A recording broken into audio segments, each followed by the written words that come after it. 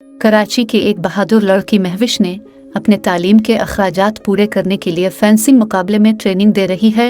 महविश का कहना है, इस फेंसिंग में न सिर्फ मेरा शौक पूरा हो रहा है बल्कि अपनी तालीम और घर के अखराजात पूरे करने के लिए ट्रेनिंग दे रही हूँ।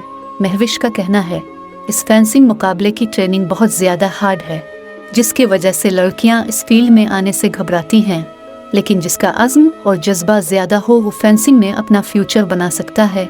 महविश का कहना है, फिटनेस ट्रेनर बनने के लिए मुझे घर पर भी प्रैक्टिस करना पड़ती थी।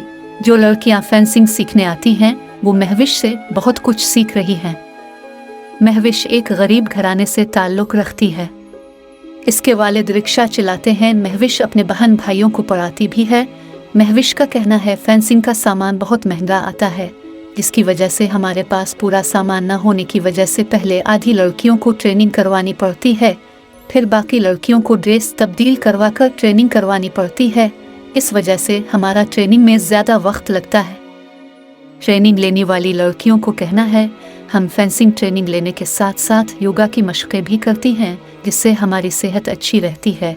महविश का कहना है, अगर हुकूमत इस फेंसिंग मुकाबलों को फ़रोग़ देने के लिए हमारी सपोर्ट करे तो मैं इंटरनेशनल लेवल पर फेंसिंग के मुकाबलों में हिस्सा लेकर पाकिस्तान का नाम रोशन कर सकती हूँ।